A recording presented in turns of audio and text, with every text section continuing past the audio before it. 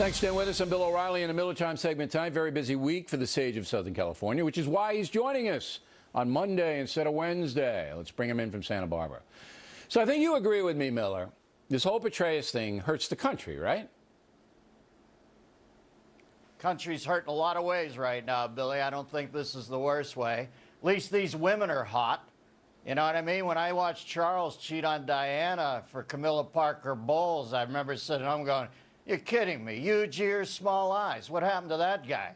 People like sex. They're always going to bonk. And when Petraeus said he was leading the surge, I guess he was leading the surge, wasn't he? Okay, but in a broader context, we lose. No. Not for me.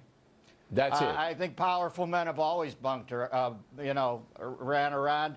Kay Summersby and Tina Turner both were Ike's lovers. And no, but that was a different Ike. Oh, I'm sorry. I just heard Ike. Tina was Ike Turner, the singer. No, I don't think this is a big ticket item right now, except that he was the head spook and he had to get out because he could be leveraged. If you go one notch, two notches up and you're the president, yeah, you can screw around capriciously. But this guy could still be leveraged, so he can't be head spook anymore. But do I think it indicates anything deeper about the already desultory state of contemporary America? No, it doesn't. Do you believe? It doesn't. Do you believe that the military code of justice, which is why he had to get out, because, as you pointed out, civilians get away with this. I mean, they're tarnished. It's not like France when you fool around. They like you, you get more votes there. And in fact, in France, if you're a powerful man, you don't have a mistress, they think you're gay. All right, so that's like accepted there. But here, it's a different situation. It's a different society. No, he's a civilian now. Unless I don't understand it, that he maintained his generalship. No, I thought he was retired. But you're still in the military code of justice because he is a general. He's called general. He's got all his stuff, and that's why he had to go. I thought he was called. I just got to get this point straight. I thought he was retired General David Petraeus, now civilian head of the CIA. And that's a very important thing. I might have it completely wrong. No, you're absolutely right. But if he was a civilian, that isn't why he went on his sword because of the military code of justice. He went on his sword because he knows every secret in the world, and bad guys could leverage him. That's why he had to go, I think, but I might be wrong. No, but he cited the fact that the military code, which he adheres to, even though he's retired. Look, when these guys are retired, they still maintain general, colonel, and all of this business. And if you're in a position of power, you're held to a higher standard. All right. So I just didn't see it that way. I thought he was retired general. I'm not trying to disagree with that. I just think they're two different things. He is a retired general, but he held himself to a higher standard. He didn't fight it. He held himself to a much higher standard. He would have been Bill Clinton. All right. Let's segue into Chicago. It's not an easy segue. Rahm Emanuel is the mayor there, as you know. And he's going to ban vending machines that sell stuff that he doesn't like. It's almost like Bloomberg here in New York. You know, garbage food, sodas, and all that. He's going to replace them with healthy vending machines. Meantime, the Chicago murder rate is, going out of the park. And you say? Well, listen, you can still buy a vote in a machine in Chicago, can't you? Yes. As long as that's still vending machine voting, all right. Sure. Listen, you know what? Locale in Chicago, there's only 2 pieces of bacon wrapped around something. So I don't know that this is the end of the world, but I would point out that this is what the Woodstock generation.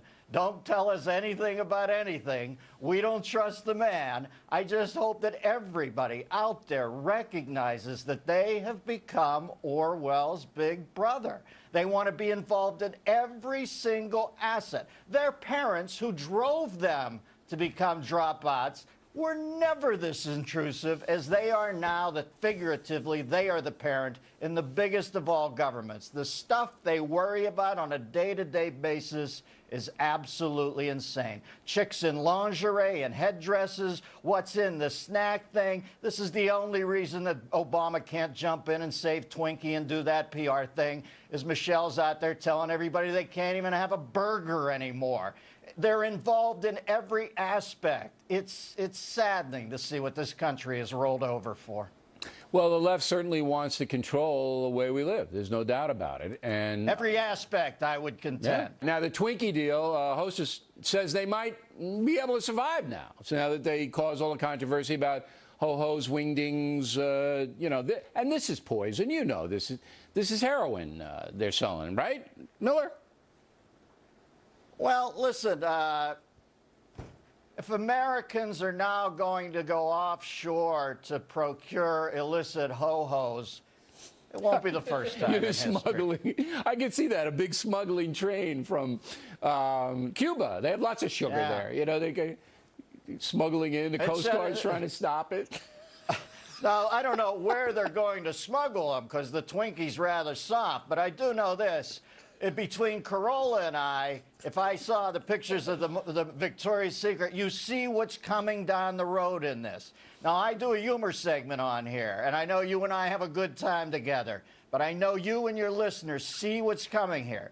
The guys who are ostensibly the most caring and the most liberal are now involved in, what is this, 5 or 6 topics in a row where you shake your head and you think, my God, they're going to turn Benghazi into another Watergate, except this time it's not Nixon. It's their guy, and they're never going to dig on it. That stuff's all going to go under, but they're going to worry about this minutia ad nauseum, and I think it's a bad turn for the United States. It is, and you make an interesting point, is that now we are becoming a nation not only of a nanny state with the financial business, okay, so we'll get you through life, cradle to grave, but you better eat and drink what we want you to, because that comes along with it. We'll give you this stuff, all right, but you better do what we tell you to do. Last word. Listen, I got to laugh at it now because pretty soon they're going to tell you not to laugh at it. Let's put it that way. Yep, pretty soon it's going to be, if you eat the Twinkie, cuffs. Cuffs, Miller. By the way, if you want to smuggle Twinkies, don't call me. I don't even want to think about it. All right.